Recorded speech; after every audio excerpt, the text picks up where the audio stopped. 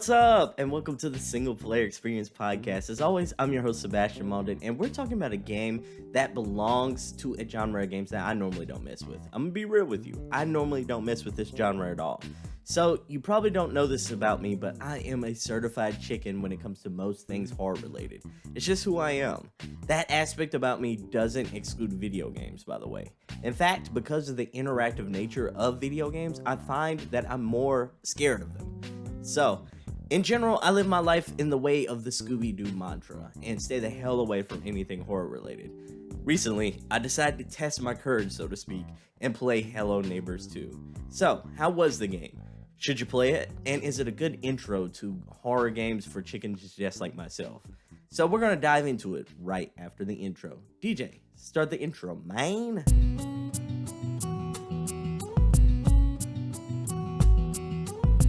This is the Single Player Experience, the podcast that helps single-player gamers manage their video game backlog. I'm your host, Sebastion Mauldin, and my main quest is to help you manage your ever-growing video game backlog by letting you know which single-player games are worth your time and money so that you can have the best single-player experience. Now, without further ado, let's start the show. DJ, cut the beat.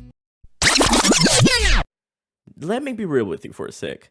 I never played the first Hello Neighbor game, and it wasn't that I didn't think it looked good. It was just that I was a chicken. I am a chicken. It was pure cowardice on my part, people. I couldn't draw up enough courage to actually want to check the game out.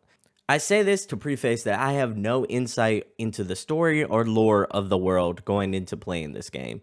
That said, despite my apprehension to all things spooky, I enjoyed the suspenseful ride that is Hello Neighbor 2. Even though the game is full of very frustrating aspects. So, let's dive into it.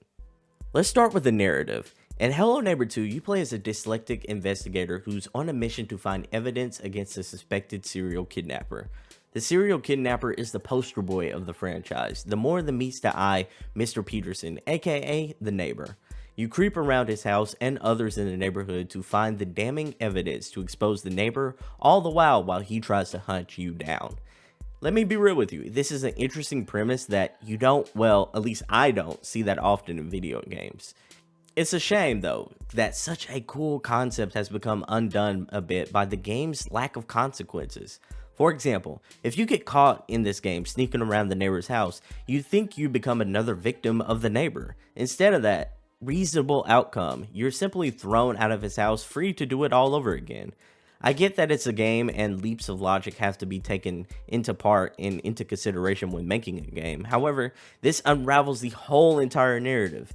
Instead of seeming diabolical and menacing, the neighbor's aura just becomes non-threatening when he just throws you off his property. Low-key, the neighbor kind of got a point in this situation. You own his property. Let's segue into the gameplay. Now, you're going to be disappointed if you're expecting an action game where you get to fight off Mr. Peterson every time he hunts you down. This game is essentially a point-and-click suspenseful puzzle game. You go from area to area and solve various puzzles while you're trying to stay out of Mr. Peterson's hands. Speaking of the puzzles, they're a bit different than what you would normally expect. Instead of the obvious in-your-face puzzles that we typically get in video games, Hello Neighbor challenges your sense of observation. For example, you might walk into a room and see a photo frame where some of the pieces of a photo are missing. Or you might walk into a different room completely and see that a toy robot is missing his arm. You set both of those right and the game gives you some way to progress further. It might be a tool that you can use to solve another puzzle, or it might be the key to open up a completely new area or room. The game also gives you the ability to hide in things like closets and cupboards to avoid your hunters. This is a mixed bag. While it's a cool gameplay mechanic, it does halt the pacing of the game quite a bit. There were times in which I'd rather just be caught so I can hurry up and get back to what I was doing previously, like solving a puzzle. That said, it kind of slows everything down because you're stuck in a closet instead of solving a puzzle. And let's be real here, a lot of the times the neighbor will find you in the closet, so you're almost hiding for no reason. Let's talk about some general pros of this game. For example, the game's art style. The art style is something that really makes this game stand out.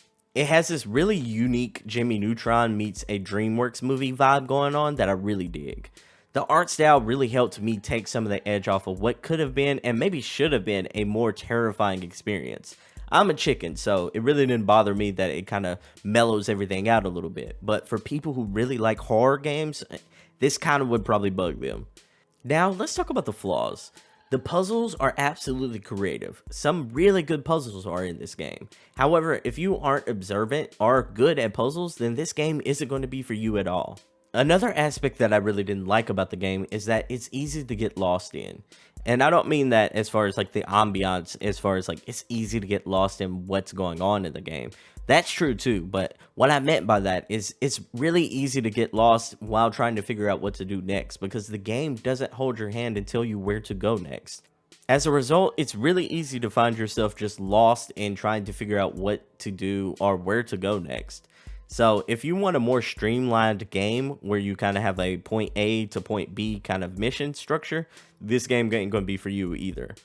Everything about this game comes down to its narrative. It's really easy to poke holes into the story, and when that happens, it becomes a hard game to take seriously. As I mentioned before, the game's Tom and Jerry hide and seek like chase also loses its fear factor due to the game's lack of consequences and stakes. So, all that said though, should you play Hello Neighbor 2? If you're a fan of point and click puzzle games or like horror games, then the answer is a yes. If you don't take the narrative too seriously and you're patient when it comes to puzzle games, then this game is a short game that's easy to recommend. If you're a gamer who's not a fan of puzzle games or light horror games, then this game isn't going to change your mind about that, and you should definitely skip this one. Hey, thank you so much for watching the video. If you liked the video, hit that like button. Also, for more videos just like this one, go ahead and hit that subscribe button right here. Thanks again for watching the video, and for more like it, stay right here at the Pro Nerd Report channel. So that's a wrap for today's episode. Thank you so much for watching the video. If you liked the video, don't forget to hit that like button. Also hit the subscribe button for more videos just like this one. I also want to let you know about the Single Player Experience Discord server. It's a perfect place for single player gamers to talk about the good single player games that they've been playing lately and to get video game recommendations. Think of it kind of like a book club for single player gamers. The link to join will be in the description. Once you're in, feel free to share your video game backlog list, talk about the good single player games you've been playing, or give your feedback on the show. If you have a game you think it should be recommended and should be reviewed, let me know about it right there. Before we go, I just want to thank you once again for listening to today's episode. Stay safe, stay gaming, and I hope to catch you in the next one. Peace.